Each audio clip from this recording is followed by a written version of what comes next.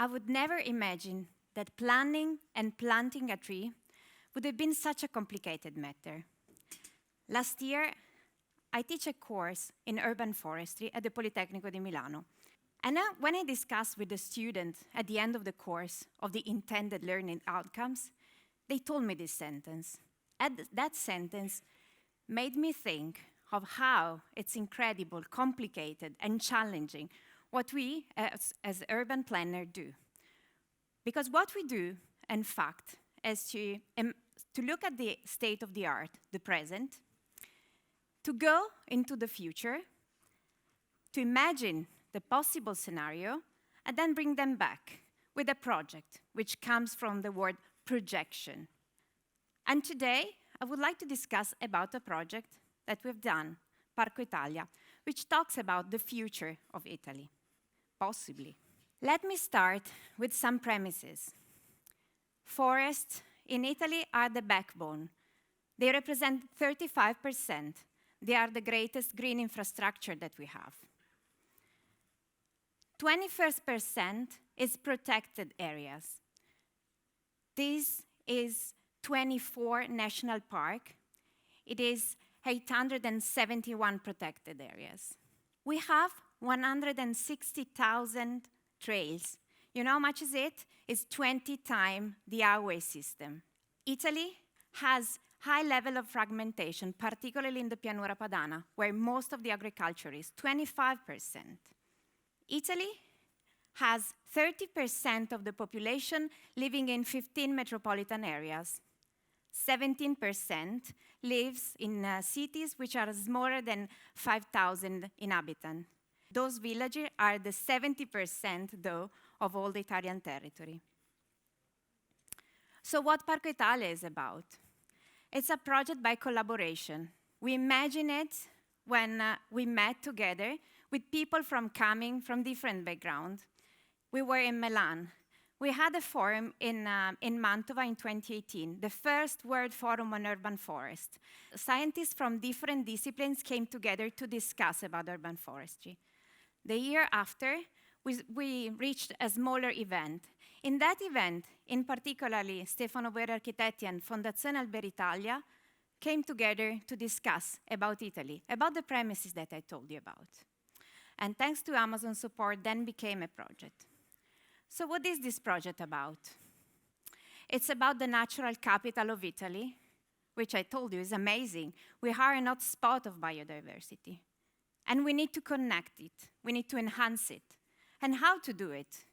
We took it from a design perspective, but not from an only perspective, not the architect perspective. So what we did was to consider very diverse layers.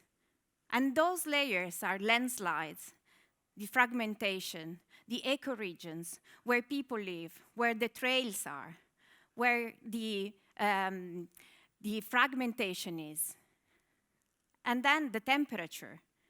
And from all these multi-criteria, we try and design a different map.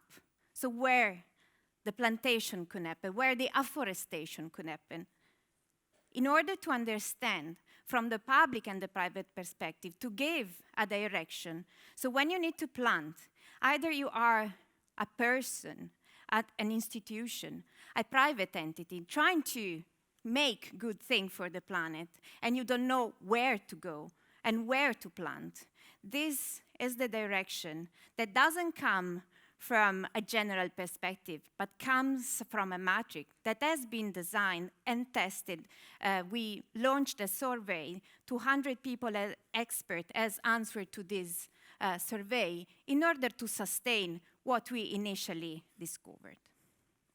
This is a vision. Of course it is a vision. This is a bold vision. It's a vision for the entire Italian territory. Are we alone in this? So for this matter, we met one person, Richard Weller, which some years ago has drove this project, the Word Park. It goes in the direction of connecting all the protected area from north to south, from east to west. So the bold idea is that we have protected areas and we need to connect them. So we're not alone. And we're not alone in considering that biodiversity is relevant and we should do something. And actually, the person who first defined biodiversity, Edward Wilson, told us a story.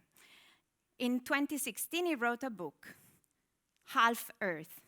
So his idea, in 2016, after studying biodiversity his whole life, he told us, why don't we protect half of the Earth for biodiversity?